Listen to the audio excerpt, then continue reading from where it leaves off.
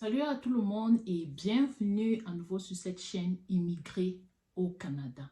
Chose promise, chose due, cette vidéo, la vidéo d'aujourd'hui, très importante, va porter sur les étapes détaillées du processus Entrée Express. Je vais vous montrer comment faire étape par étape pour démystifier l'entrée express. Ce ne sera plus un mystère pour vous. Vous allez savoir comment faire. Vous n'allez pas aller jeter votre argent chez un agent en courant le risque même de vous faire arnaquer. Vous serez vous-même l'agent. Vous allez savoir quoi faire. Vous allez savoir quelles sont les différentes étapes. Et quand vous vous lancerez dans le processus ou si vous êtes en ce moment dans le processus, vous saurez ce qui vient après et vous saurez quoi faire. Donc, restez scotchés, suivez-moi car cette vidéo est très importante. Avant de commencer cette vidéo, je vais vous demander, s'il vous plaît, de vous abonner. C'est une nouvelle chaîne, cette chaîne est nouvelle. Ne laissez pas la chaîne mourir. Abonnez-vous pour que je revienne encore avec des contenus beaucoup plus intéressants pour faire de vous des super héros en immigration canadienne, pour faire de cette immigration canadienne plus quelque chose de mystérieux que les gens ne comprennent pas. Je vais venir, je vais vous présenter tout détail par détail, je vais vous donner toutes les updates, toutes les informations. Donc, abonnez-vous pour que cette chaîne ne meure pas.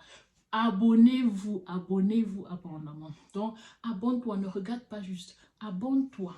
Abonne-toi, c'est important, ça va t'aider. Ce qui va venir sur cette chaîne va t'aider. Mon but, c'est d'aider tout le monde. Mon but, c'est d'éviter que les gens se fassent arnaquer parce que j'ai tellement d'amis qui disent « je me suis fait arnaquer ». Donc, abonne-toi à la chaîne. Aime la vidéo pour encourager la chaîne et faire grandir cette chaîne pour que je revienne encore plus et plus avec des recherches que j'ai faites pour vous donner des contenus vraiment importants. Donc, allons-y au point de ce jour. L'entrée express, quelles sont les différentes étapes de l'entrée express? Nous avons en moyenne 9 étapes dans l'entrée express et nous allons commencer ici par la première. Première étape, le test de langue. Nous avons deux types de tests. Nous avons le TEF et le TCF. Le TEF et le TCF. Et ces tests coûtent en moyenne 250 $ canadiens et sont valides pour 2 ans.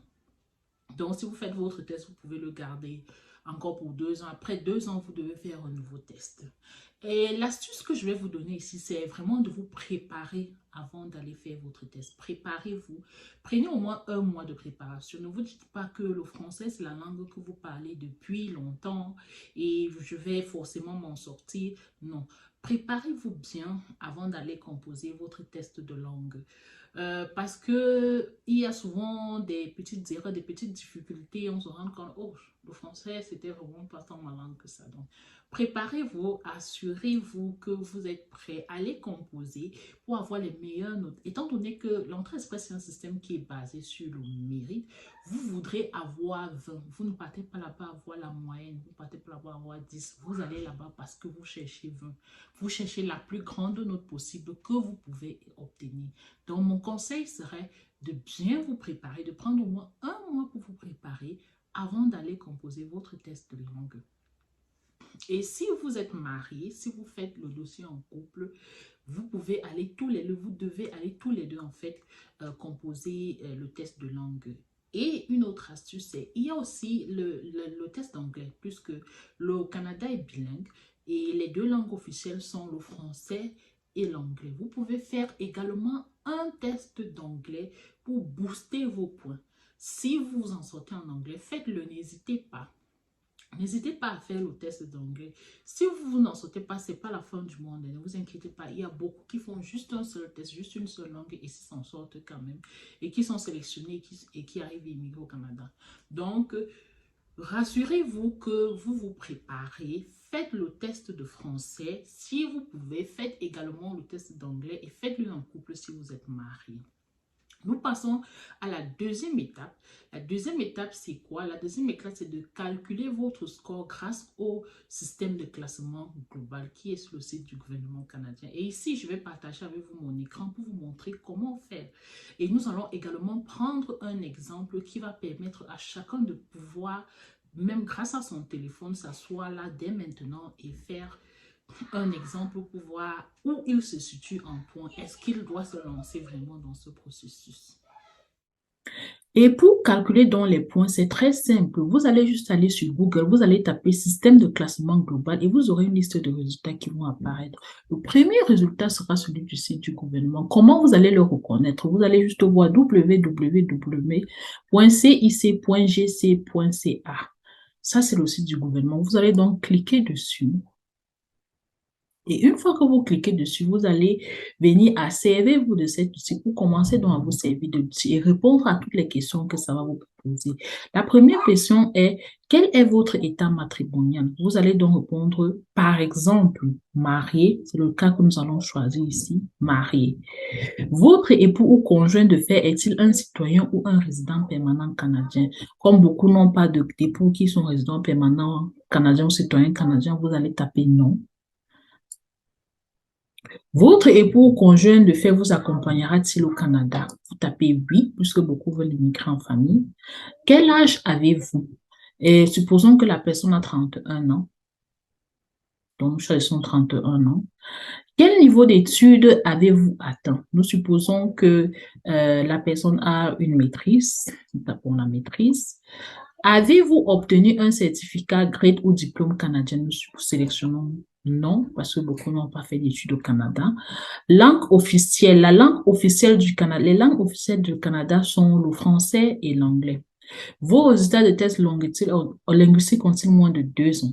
Vous sélectionnez oui, puisque vous allez faire le test juste avant de venir dans ce système, normalement. Quel test linguistique avez-vous passé pour votre première langue officielle? Puisque vous allez faire le test en français, vous allez donc choisir soit le TEF, soit le TCF. Donc, nous choisissons par exemple ici le TEF. Vous inscrivez donc vos résultats à ce niveau-ci. On va choisir le deuxième résultat, donc pas le plus élevé, juste celui qui est juste avant, pour tous les résultats. Donc, expression orale, nous choisissons celui-ci.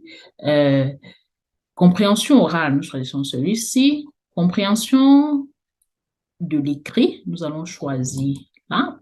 Et expression écrite, nous allons choisir là également. Avez-vous d'autres résultats linguistiques? Si vous avez le test d'anglais, vous pouvez sélectionner soit l'IS, soit le CELPIPG. Mais si vous n'avez pas, ce n'est pas fait le test d'anglais comme beaucoup, vous cliquez juste sans objet. Expérience de travail. Avez-vous de l'expérience au cours des 10 dernières années? Combien d'années d'expérience de travail qualifiée au Canada possédez-vous? Donc, vous supposez que vous n'avez jamais travaillé au Canada, vous mettez juste aucun. Au cours des 10 dernières années, combien d'années d'expérience de travail qualifiée à l'étranger possédez-vous? Vous mettez par exemple 3 ans ou plus, puisque vous êtes un travailleur qualifié dans votre pays. Ensuite, possédez-vous un certificat de compétence d'une province, d'un territoire ou d'un organisme fédéral canadien? Comme beaucoup ne l'ont pas, on va mettre non. Avez-vous une offre d'emploi valide appuyée par une étude d'impact sur le marché du travail? Puisque beaucoup n'ont pas d'offre d'emploi au Canada avant de venir, on va donc mettre non. Avez-vous un certificat de désignation d'une province ou d'un territoire? Et ici, nous mettons non, puisque beaucoup ne sont pas invités par quelques provinces que ce soit. Est-ce que vous ou votre époux conjoint de fait, celui-ci vous accompagne au Canada, avez au moins un frère ou une sœur habitant au Canada? Je sais que beaucoup ont des relations ici, mais il s'agit vraiment des parents proches. Et ici, mettons non, supposons juste que la personne n'a aucune relation ici. Quel est le niveau de scolarité le plus élevé pour lequel votre époux ou conjoint de fait a obtenu un certificat, grade ou diplôme canadien, faire une évaluation de diplôme d'études? Donc, en fait, il s'agit tout simplement de savoir quel est le niveau d'études de votre conjoint. Vous mettez, par exemple, la maîtrise également, comme vous. Au cours des 10 dernières années, combien d'années d'expérience de travail canadien qualifié votre époux? Bon, mettons non. Supposons que la personne n'a pas travaillé au Canada, donc on met juste aucune. Votre époux conjoint de fait a-t-il passé des tests linguistiques? Si oui, lesquels? Et je vous ai dit, vous êtes en couple composé ensemble. Donc ici, nous allons mettre que la personne a également fait le TEF. Les résultats, on va mettre à peu près les mêmes résultats hein, pour le conjoint également.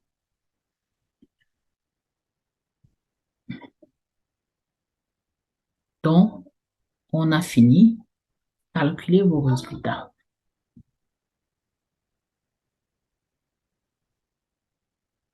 Nous avons donc facteur de base du capital humain sur le total, niveau de scolarité, langue officielle, première langue officielle, deuxième langue officielle, on a 0, ce qui est normal.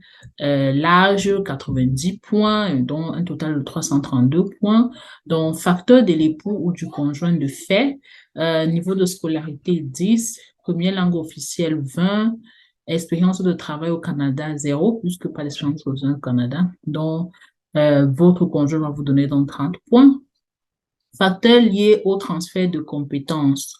Euh, Études jusqu'à un maximum de 50 points. Avec une maîtrise, vous avez 50 points qui est parfait. Et expérience de travail à l'étranger. Donc, jusqu'à un maximum de 50 points également. Vous avez 3 ans d'expérience, ce qui va vous donner le maximum, qui est 50 points, ce qui est super. Et enfin, point supplémentaire jusqu'à un maximum de 600 points. Donc, vous avez 25 points. Pourquoi? Parce qu'il y a beaucoup de critères, hein. Il y a le fait que vous n'avez pas d'offre d'emploi, vous ne soyez pas désigné par une province, cela va réduire, mais ne vous inquiétez pas, vous vous situez à peu près là où beaucoup se situent dans le bassin. Donc, ça fait 487 points. Vous trouvez ça 487 points, qui n'est pas mal, qui n'est vraiment pas mal. Donc ça, c'est un exemple. Vous pouvez déjà utiliser cet outil. Faites ce que vous dites. Allez sur Google, tapez système de classement global et utilisez cet outil pour savoir à peu près à quel niveau vous pouvez vous trouver si vous décidez à vous lancer dans l'entrée express. Donc, c'est vraiment important. Assurez-vous que vous le faites bien. Nous passons ensuite au point suivant, à la troisième étape. Donc, étape 3 est l'étape de l'évaluation de vos diplômes. À cette étape, il s'agit en fait d'évaluer la véracité de vos diplômes. Ils vont s'assurer de la véracité de vos diplômes. Et il y a différents organismes qui le font. Et il y a IQUAS, il y a WES. Et WES est le plus populaire. C'est WES que nous avons également utilisé quand nous venions au Canada. La validité de l'évaluation est de 5 ans et elle coûte en moyenne entre 200 et 250 dollars canadiens. Donc, vous allez préparer ça comme document puisque vous en aurez besoin pour pouvoir créer votre profil Entrée Express. Ce sont les documents nécessaires, tout comme le test dans la langue que vous devez avoir avant de vous lancer. L'étape 4 est celle de la création proprement dite de votre profil Entrée Express sur le site du gouvernement canadien. Donc, vous allez créer votre profil Entrée Express et c'est complètement gratuit. Vous ne payez absolument rien. Le profil lui, il est valide pour 1 an. Et si après 1 an, vous n'avez pas encore été sélectionné, vous devez créer un autre profil. C'est pas qu'après 1 an, vous êtes jeté à la poubelle. Donc, vous pouvez créer un autre profil après 1 an, étant donné que ce soit votre test de langue, votre évaluation de diplôme, tout sera encore validé à ce moment-là. Donc, c'est donc ainsi que ça se passe. L'étape numéro 5 est celle où vous allez rassembler tous les documents dont vous aurez besoin. En fait, vous aurez seulement 60 jours, une fois que vous aurez été tiré du bassin Entrée Express pour soumettre tous vos documents. Donc, l'astuce est de préparer tous les documents bien avant d'avoir été sélectionné. Donc, bien avant qu'on ne vous tire, assurez-vous que vous avez déjà tous vos documents. Je vais donc vous donner ici la liste de tous les documents que vous devez préparer bien avant d'être sélectionné dans le bassin pour que les 60 jours ne vous soient pas, que vous ne soyez pas en train de courir, oh, tel document n'a pas, j'ai pas reçu ceci. Non, préparez tout bien avant, même quand vous sélectionnez, quand vous créez votre profil, préparez vos documents et ayez tout déjà prêt. Comme document, vous aurez donc besoin du rapport du test de langue que vous avez fait, le TEF dont nous avons parlé plus haut, L'extrait de casier judiciaire pour chaque pays dans lequel vous avez passé plus de 6 mois dans les 10 dernières années.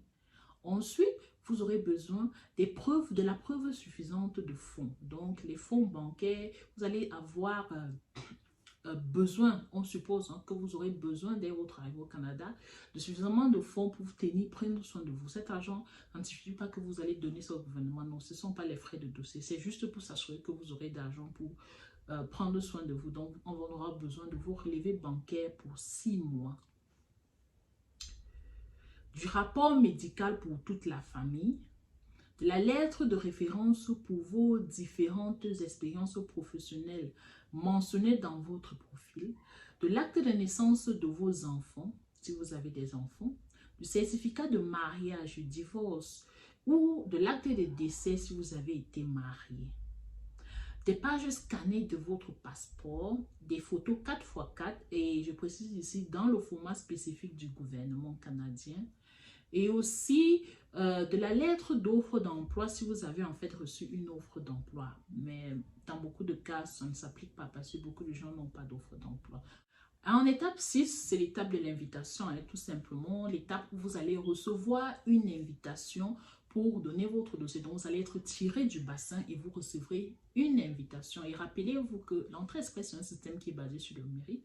Donc, ceux qui ont le score le plus élevé seront tirés en premier. L'étape 7 est l'étape où vous soumettez donc tous vos documents. Et ici, vous allez également donner l'historique, votre historique de voyage pendant les 10 dernières années. Et vous allez également payer les frais de demande. Donc, c'est ici que vous payez donc les frais. Et les frais s'élèvent environ à 1350 $ pour vous. Si vous êtes célibataire, vous payerez tout simplement 1350 $ canadiens environ. Et si vous êtes marié, votre conjoint ou époux paiera également 1350 $. Et vos enfants, vous allez payer 225 $ par enfant. Nous passons à l'étape suivante qui est la 8e étape. La 8e étape, c'est yeah, tout se passe déjà bien. Vous soumettez la biométrie. Alors, là, cette étape est très simple. On a reçu tous vos documents sont complets, tout s'est très bien passé et vous faites la biométrie. Et nous passons à la dernière étape qui est l'étape du visa. Vous allez recevoir un visa temporaire. Ce n'est pas encore votre résidence permanente parce que, en fait, la résidence permanente, vous la recevez une fois que vous arrivez au Canada. Donc, ils vont vous demander vos passeports pour vous et pour vos enfants. Vous allez payer les frais de 100 $ par visa et vous allez donc recevoir des visas temporaires d'une durée bien limitée. Vous allez recevoir des visas. Nous avions reçu des visas de 6 mois. Bon, ceci parce que nos passeports étaient presque sur le point de périmer. Nous avons reçu 6 mois. Donc, vous allez recevoir des visas d'une durée bien limitée et grâce à ces visas-là, vous allez pouvoir prendre le vol pour le Canada et une fois que vous allez atterrir, donc, c'est l'officier d'immigration qui va vous donner votre résidence permanente. C'est donc comme ça que ça se passe. Donc, merci de nous avoir suivis. Partagez cette vidéo car elle est très importante. N'oubliez surtout pas de vous abonner sur la chaîne et à bientôt pour notre prochain stock d'informations.